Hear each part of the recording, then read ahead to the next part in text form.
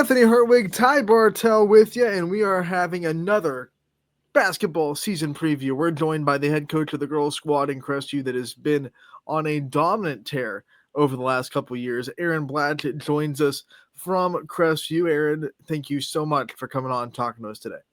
Yeah, thanks for having me. We definitely appreciate the opportunity. I guess we'll start with kind of a recap of last year because, fans out there might not have basketball fresh on their mind. What are some things that you think this team can learn and take from last year's experience, and what kind of things do you want to improve on from a year ago? Last year we had a great team. When the first day of practice came around last year, we were in a little bit different spot than what we're in now.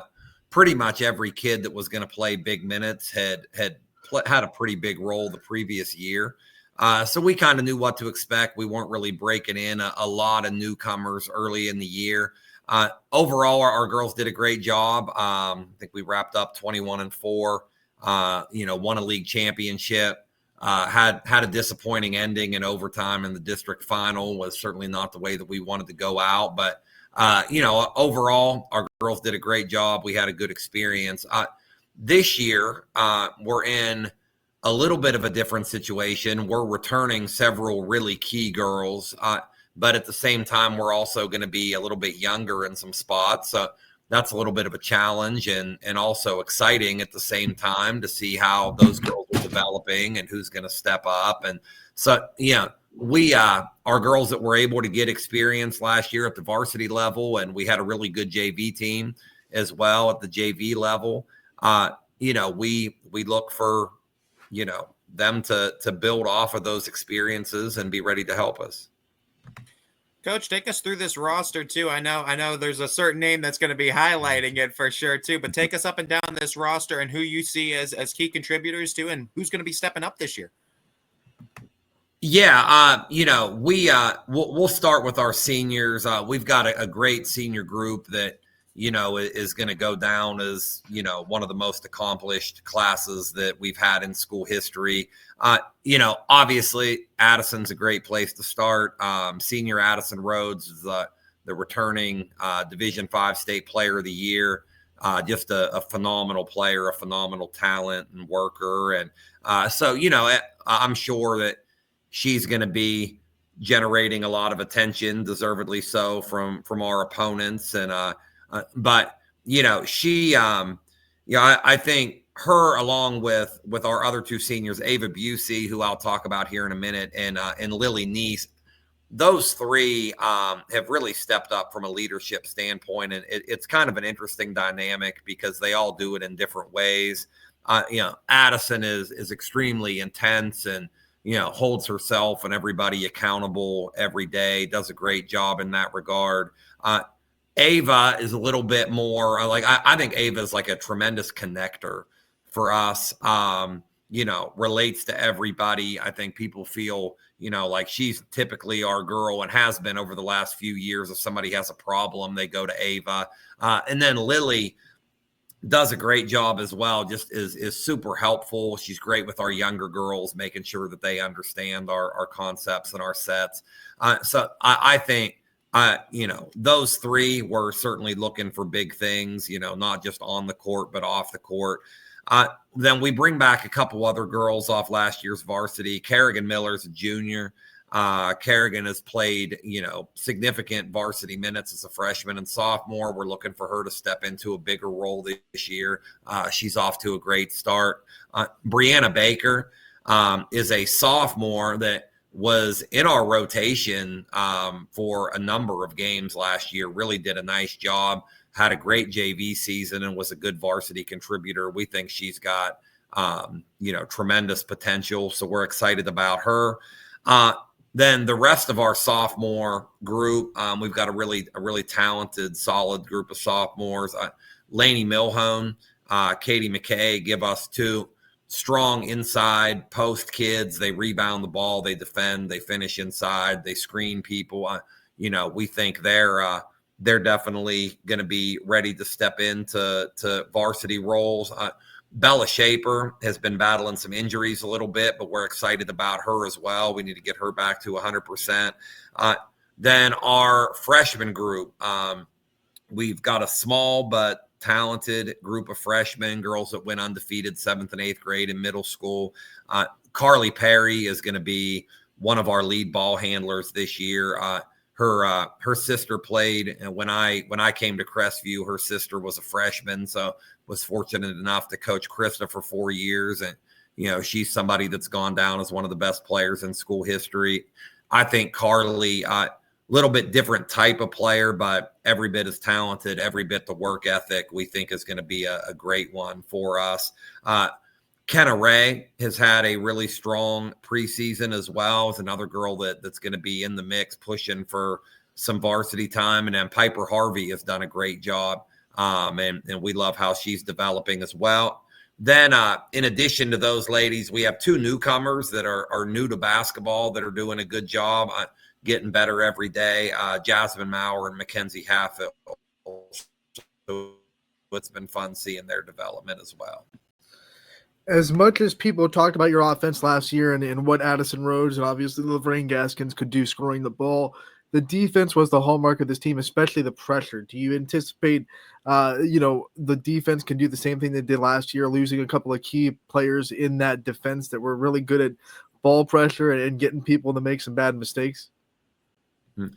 Yeah, I'll be honest. A couple of weeks ago when we were just kind of getting ready to start, our coaches were talking, and we were a little unsure how we were going to be defensively. Graduating Lorraine, you mentioned Lorraine Gaskins, who's doing a great job at Bethel, by the way. They're off to a 4-0 start. She's getting minutes, doing a nice job. But losing her, that's the best shot blocker probably our area's had in a long time.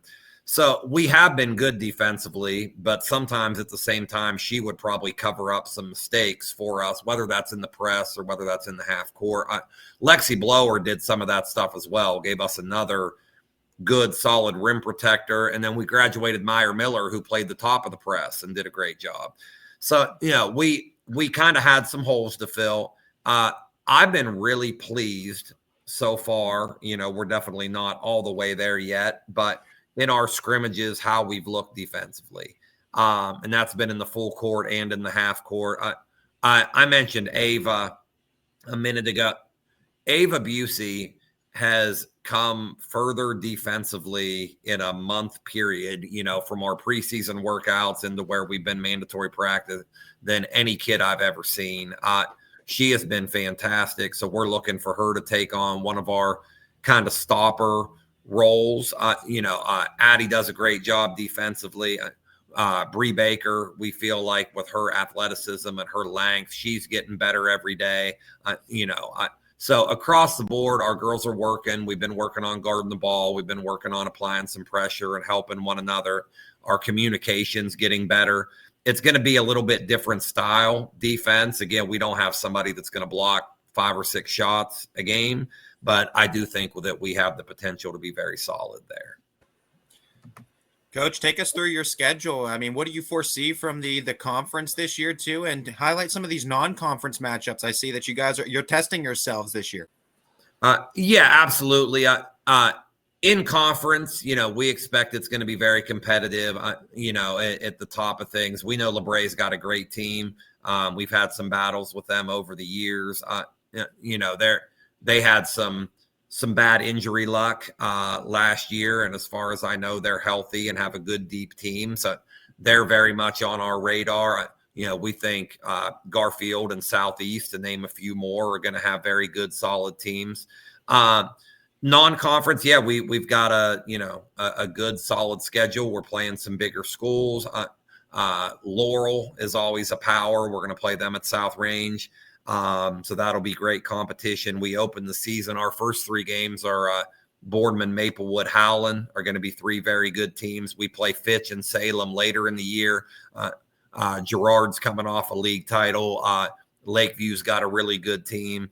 So really, we feel like that whole non-conference schedule is going to test us, and we're playing some teams with various styles. So we're going to have to be ready for a little bit of anything.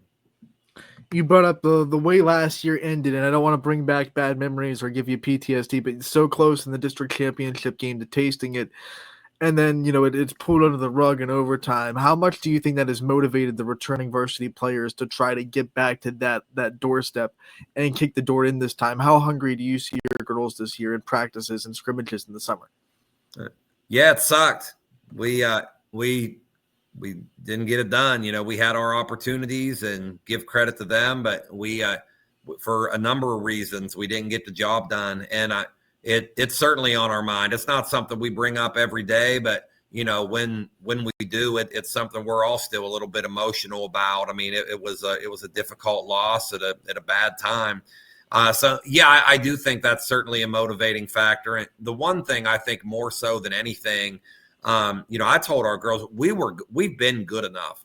Like on the court, we have been good enough to win a district title. We haven't been composed enough. So we're incorporating mental skills training. Trying to do everything we can when the opportunity presents itself. If we earn our way back to that stage, that we can do a better job. And I think sometimes it goes beyond basketball. It's being a connected team, which I think our girls are doing a great job with.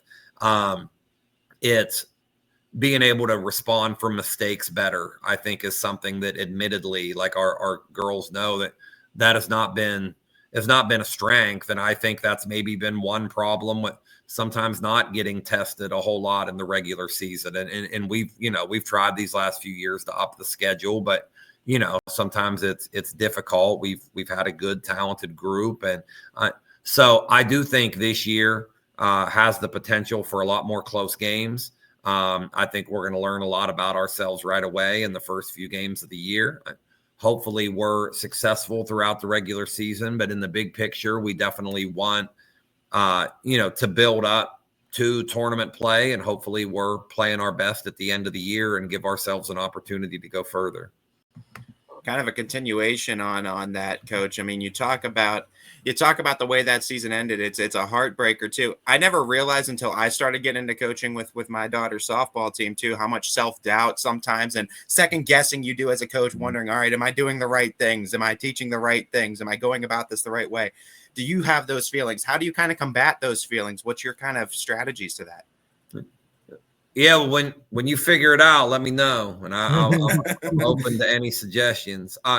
Yeah, I mean, I think if you're doing this job the right way, I think there's always going to be some level of doubt. Trust me, nobody. I think I take as much accountability as anybody, and that's really been these last couple of years. I mean, like when it ends, and I'm sure this is true whenever it ends, whether it's early in the tournament, late in the tournament, you always wonder, what could we have done differently to prepare? Did we have the right people in the game? What, was there a play call we could have done over? And, it's certainly not lack of effort. I assure everyone that, but no, it does lead to a lot of reflection and at times a lot of beating yourself up. And, I've talked to plenty of coaching colleagues that experience the same thing. I think it's just difficult when you see how much time and effort the kids put in and that we all put in, and then just to come a little bit short of where you want to be. So it's always difficult when it ends. But I think that reflection process is important. And I think as a team, as a coaching staff, I think just us all being able to kind of support one another and try to come up with solutions. Coach, you talked about the first couple games on the schedule and how much it's of a gauntlet it is to even start. What are some things you want to accomplish? What's on your checklist in these next couple of weeks before game one hits when you look at scrimmages and practices? Yeah, so we have 5 scrimmages scheduled. We've had 3 number 4s tonight. Actually, I've been happy with our steady progress from one to the other. We use each scrimmage as kind of a barometer at where we are. There may be a couple things each scrimmage that we want to experiment with and work on, and hopefully see some growth. Even if something doesn't look great, just getting it on film against an opponent that is different than your own team, I think is important. We've got a bit of a checklist of things that we still need to kind of get through. adding on to our system a little bit, refining some things that we've already been doing, working some special situations, understanding like time and score and things like that, game situations that could certainly arise in a close game, which, we expect to be playing, early on in the season, some close, difficult games. So, we definitely have some things that we need to work on, but I've been very, very proud and very impressed with how our younger girls are coming along and how our older girls are kind of helping them and supporting and leading them. Always want to give you guys the opportunity to shout out your coaching staffs and the ones that you couldn't do it without, what that looks like around you. But also in a two-part question too, because I've been asking a lot of coaches this, and I like this because I feel like it's different for each coach depending on your taste of basketball. What does you and your coaching staff's ideal version of great basketball look like? Okay, good question. So as far as staff, like I'm blessed to have the staff that that we do, the people working with our kids, and that starts at the youth level. I've had a lot of fun. I'm coaching my daughter's 6th grade team this year. We've really enjoyed, but all those other youth coaches that are putting in a great amount of time with our younger girls, going all the way down to 2nd grade. Right now, we have a team, and so those people have been tremendous. But then when we hit middle school, Dave McKay and Corey Whitaker were extremely fortunate to have at the 7th and 8th grade level. They're both teachers in the building, so that helps with rapport with the girls. But they're experienced. Coach Witt coaches a number of different sports out here, and Coach McKay's been with us for a while at the middle school level. So those two do a nice job of prepping the girls to move up to the high school level. At the high school level, my brother, Ethan Blatch, has been with us the whole time, does not just on the court, but does a lot of tremendous stuff off the court for our girls, for me, making my job a lot easier. So he's been tremendous. John Gallagher is now in his, I think, 4th year with us as well. Does a great job connecting with the girls, another guy that just completely invested. And then this year we added to the staff, which has been an awesome addition. Somebody that's been on the Crestview boys staff for a number of years and was a great player out here in Troy Dewey. He's been fantastic, very vocal at practice, connects well with the girls. And so staff wise, I think we're in a great place. As far as how we envision great basketball, I think it starts with effort. We want to be the harder playing team every night. I think that, if you're playing hard and playing together, that's going to translate to both ends of the floor. I think offensively, we want to take great shots, and what a great shot for each individual. Again, I'll use Addison as an example. Lots of shots are great shots for Addison, and she's not going to get as many easy ones as somebody else because she's going to have people draped on her all game long. But we want to create good, solid, makeable looks. We love to get the ball at the rim. We love to get to the foul line, and we love to shoot good looks from 3. I do think we kind of take an analytical approach to things, but how we create those shots, obviously, we want to get as many people involved as possible. We'd love to be a little bit more balanced this year. I think that we have lots of different kids that can score and can finish at the rim. So I think on any given night that everybody that's going to be in the rotation is going to be a great contributor. So I think that's a big part of it. But number one, first and foremost, I think it just comes down to effort, playing hard, and being connected as a team.